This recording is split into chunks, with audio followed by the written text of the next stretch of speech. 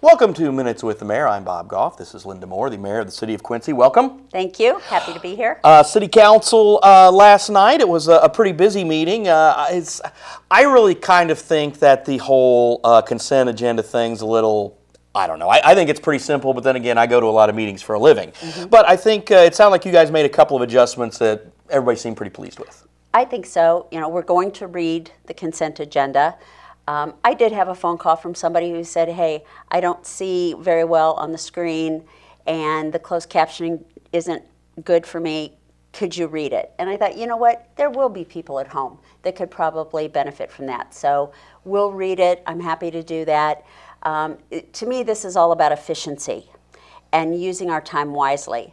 We have a lot of major issues that need to be addressed, and I want to allow enough time at council meetings that we can really talk about those things and talk publicly and get input from other people. Yeah, and again, I think nothing was terribly contentious along that line. Everybody it was a good open discussion on the process, and again, the amendments that came up that Alderman McReynolds brought up, and again, I just thought it was a little bit okay. It's mundane government stuff that Yes. if you're a nerd like me and a policy wonk, you're like, okay, this is kind of cool, but it's really not the big deal. But again, I think it's all about people wanting to understand and to make sure that they have a voice, and I think that when these aldermen have issues on there, they certainly are more than willing to just bring something out and say, hey, we need to flesh this out a little bit more. Right, I agree. And that's what the meetings should be for, is to flesh those things out. You saw it last night, a couple of things where we suspended the rules so that we could have an open discussion at the meeting. And the council meetings are the only time where all 14 of them are together. Sure. So even though a lot of times we have committee meetings where they've gone deeper into discussion, it's that discussion that I think the public needs to hear. Right now, most of our committee meetings are not televised or covered in any way, shape, or form. And to me, we do the public a disservice by them not hearing all of that conversation behind the scenes. So if we need to do that at committee meetings, we will, but if we need to do it on the council floor, we'll do that as well. Yeah, and again, there are so many committee meetings, and we're going to talk about who heads those committees and how that process works here in a little bit. Plan Commission meets tonight. I know there's an issue with the solar farm that we'll be covering, of course, as well. Right. So a little bit. Then Steve got to get up and give a little road talk. And again, we had a letter to the editor today that was really like, look, yeah, it's a pain in the butt with all the construction, but it's what we want. We want them fixed. And, personally, the thing that's going to affect me the most is living on the southeast end of town is the Hannibal Bridge. Yes. So it's going to, drive all the way around. And again, to try to get IDOT and MoDOT to talk to each other on anything is hard. I mean, we're going to try to get them to get together to build us a new bridge here in the not too distant future. But on this issue, the coordination of that and trying to get Broadway done, and everybody wants to do the road work all in the same construction window, it's just a lot of moving parts, and it's just we're going to have to deal with a little bit of inconvenience. Correct. And I think, for me personally, I'd rather deal with a little bit of inconvenience as opposed to having some big repair bills. Yes, you have to plan out your day a little bit more, especially if you're booked really tight. A couple weeks ago, I got a phone call from a former city leader who couldn't get from St. Francis Church to John Wood Community College in the 10 minutes of time he had. Well, every street was blocked. And you had to go down to probably Locust, out to 48th, and then 48th. That was an easy way. That's how I go. But I had driven that so much in the week before. I knew that. He didn't. Yeah. And so he was like, how do I get there? So I was able to direct him around all of the roadblocks and construction to get him there on time. And it's all about timing. I mean, I come in when I go from Woodside Drive to downtown at the crack of dawn. When I come in, it's okay. But then when I'm trying to leave around 5:30, then it's like, okay, I got to finagle a way around. So again, you just give yourself a little bit of extra time. That's right. And with Broadway under construction, we know Main Street and State Street are going to have a lot more traffic. Chestnut has a lot more traffic as well. So be prepared for that when the big trucks start coming through Broadway, because that's how the DOT is routing them, unfortunately. Broadway is going to be a disaster. You know, we know that. So my advice is avoid Broadway at all costs. Yeah, I mean, and it's going to take a while, but again, it's what we want. We want to get it fixed. So. Well, and if you are taking those roads, no matter what road you take, obey the speed limit, drive carefully. We've had instances of clocking people going 50, 60, 70, 80, 90, 100 miles an hour on some of our city streets. Yeesh. And it's like, come on, people, just slow down. You know, you may own the roads, but you don't own the road by yourself. We have 40,000 residents who own our streets and roads. And for the record, Ashley Conrad was not one of those people who Exactly, was driving she that was fast. not. She might have hit a cone and dragged it with her 10 blocks, but she wasn't speeding. So let's verify that. Yes. So, real quick on the committees now. Having our first independent mayor and looking at committee assignments, because a lot of times the mayor of that party will have, a mayor of a certain party will have his party be the chairs, and that hasn't always been in the past, and there's been some changes and some fluctuation in that. And in noticing this, it looks like, again, we have a heavily Republican council, so you're going to have, and they all are the ones with the experience, so they're the ones that are going to have most of the committee chairs. But we do have one new committee chair in a pretty important committee, and that is, of course, Jack Holschlag for Finance.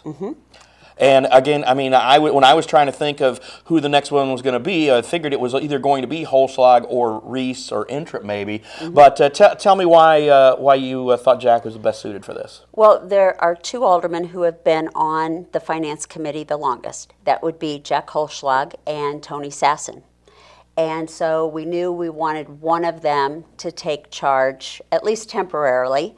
Quite honestly, the best person to be our chair of finance is probably Laura McReynolds, but she's brand new. Sure. And I don't think it would be fair to put her in that role. So Jack agreed that he would take the chair.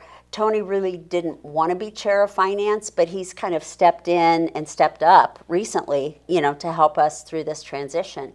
And both of them are great guys. We now are putting Sasson on some other committees in charge of some other things where he can really make a big contribution. Yeah, he's going to be your Central Services chair, and that's another really important committee. Exactly. And my feeling is, even though we have some rules in the books that you have to have so many Democrats and so many Republicans, and the mayor has to make his or her party the chairs of. No, I want the best person in every situation. I don't care whether they have an R or a D or nothing behind their name. I want the best person for the job. And so that's what I tasked Dan Brink with deciding and working with the aldermen to figure out who the committee assignments would be. And, you know, we had some hiccups and, you know, had to explain some things to some of the aldermen, and that's okay. And I'm glad they pushed back a little bit. You know, I don't want groups that are going to be 100% behind everything I say and do. Sure. You know, we need to have that discussion, and that debate back and forth is good. And in looking at these, there's also a possibility that some of these committees might go bye-bye, right? I would love that, and I think a lot of them would too. We are going to really look hard at some of these committees. There are a lot of things that we could combine. You know, for example, if you look at the Fire Aldermanic Committee and the Police Aldermanic Committee, we're going to end up combining those into a Public Safety Aldermanic Committee eventually. We have to change the code book first to make that work. But that just makes sense. Right. You have a Police and Fire Commission already. Yes, exactly. And so that just streamlines that whole process. We'll do that with some others too. What is the difference between, and I kind of know this, but I want other people, we have the Police and Fire Commission, and then we have the committees that are part of the City Council. What's the difference? The commission does hiring, firing, and discipline. The aldermanic committees deal with operational elements. Should we spend money on this or should we spend money on this? So the aldermanic committees are operational, where the commission is hiring, firing, discipline. Okay, and promotions too. Right, and one other commission I know that has been in the news is the Bet on Q committee, but that funding, we're still kind of up in the air on how that's going to work. So that might be a committee that sees some changes too, right? Very possibly. Next Monday night, we will have a presentation on Bet on Q and Leg Up. which are 2 grant programs for events and festivals and things like that. So we will have an open discussion on the council floor about both of those initiatives. Should we keep them? Should we change them? What changes should we consider? And then that will determine what happens moving forward with that group. And again, I think when you look at this, and again, this is kind of big picture stuff as well. I've always, and I know some of the past aldermen or past mayors have talked about this, is the possibility of maybe doing it where committees met one week and councils met one week. But again, it's a lot of moving parts, and I know you're not going to rebuild Rome in a day or anything. So That's right. It'll take me at least a week. at least a week. There you go. So, all right. Last thing on the road construction. How's the grid system coming along? Great. We are up to, I think, section 13 out of the 16. We have made the first pass at about probably 60 to 70% of our streets and roads. And we will now do the other 30% the first pass. Sometime then in late June, we will probably make a second pass through everything. Okay. I've gotten a lot of feedback from a lot of people who have said, wow, they fixed my street. It hasn't been fixed in 10 years. We do have some problem areas, though, sure, that it's not going to be a quick little fix, in right, a 20 or 30 minutes or even the whole block in a couple of hours. So we have a few trouble spots that we have to figure out how best to fix them. But we're talking about those plans every week, and you'll see more and more of that done over the course of time. Well, that sounds great. Mayor Moore, thank you for your time. Thank you. Thank you for watching Minutes with the Mayor.